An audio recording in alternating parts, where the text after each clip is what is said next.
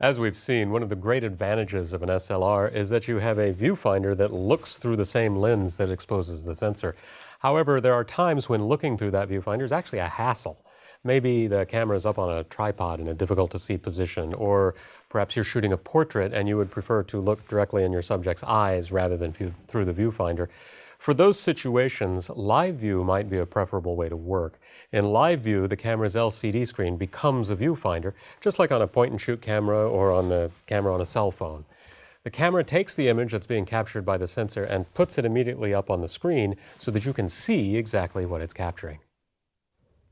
To activate live view, you go to this weird-looking little control right here. I say it's weird-looking because it's actually two different controls. There's this rocker switch, which goes left and right, which changes me from live view to movie shooting mode. And then in the middle of it is a button. For live view, we want it in this straight up and down position. And to actually activate live view, I just press the start button. Now listen carefully as I press this. That was the sound of the mirror in the camera flipping up and the shutter opening. So with all of that stuff out of the way of the sensor, light can now get through the lens, back to the sensor, and the camera can create an image here on the screen. By default, I get this status readout here, which is the exact same one that I get in my viewfinder, with a couple of little variations. I'll get my shutter speed and aperture over here. I'm not seeing a shutter speed right now because I haven't metered. I have an exposure compensation display. This is the number of shots remaining on the card, an estimated number of shots remaining on the card. Now this number differs than the number that I see up here. Here I'm seeing 1,999. Here I'm seeing 6,400. I like this number better. It means more storage on my card. Fortunately, this is the accurate number. This display simply can't read out higher than 1,999, so I actually do have an estimated 6,400 images available on this card. I'm currently in auto ISO mode, and here's my battery meter. As you may have noticed, live view just turned off. This happens if I don't touch the camera for a while to save battery and to keep the camera from heating up. We're going to talk more about heat issues in a minute, so I'm going to start that up again.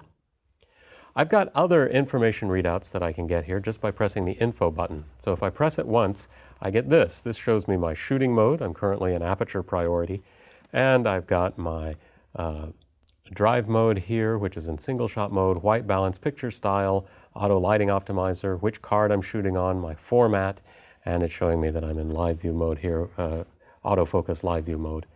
And then down here I see this badge for exposure simulation. We're going to talk about that in another movie. So just some simple status readout there. I still change these things the way that I always would. For example, if I want to change white balance, I press the white balance button on the top of the camera, and now I get a white balance menu here that I can choose from. I'm going to stick with auto white balance. If I press the info button again from here, I get to a histogram display where I can see that I have no clipped highlights or shadows, a real testament to the Lynda lighting crew that this set is so well lit. I'm going to press the info button again, and now I get my level. This works just like it does in the normal shooting mode. One more press of the info button wipes everything off the screen, giving me a nice clean view for composition. I'm going to stick with the default view showing my exposure parameters. Now in the middle of the screen, I have a single focus point. I don't get all those multiple focus points that I get when I'm shooting in normal mode. I only get the one. So let's go ahead and try an autofocus here. I'm going to shoot just the way that I always would. I'm going to half press the shutter button to focus in meter. So you can see that it's metered, but autofocus is going very slow, and it's giving me a big red box, and it's left me an image that's very blurry. As I mentioned before, when the mirror flips up, the autofocus sensors, which are up here in the pentaprism, go blind. So my normal speedy autofocus doesn't work. Instead, what happens is the onboard computer in the Mark III is reading this image off the sensor, analyzing it, and driving the focus motor in the lens according to what it finds off of its analysis. My problem is, since I've only got the one focus point, and since that focus point is currently sitting on something with very little contrast, the camera is not able to focus. So I can't switch to a different focus point, but what's cool about live view is I can actually just put this focus point wherever I want. Using the multi-controller, I can just drive it around here. And I'm going to put it on that camera right there, half press my shutter button, aha, and now I get focus. My image brightened up also because this is also my metering point. This is what it's basing its metering off of. If I want metering that's different than that, I will need to use exposure compensation or put it into some manual control and just take control of on my own. I can also put it on this camera over here, any part of that camera, and that again is going to change my focus and my metering. What's cool about this is I can actually put this anywhere in the frame that I want. I can put it in places where I normally don't have focus spots.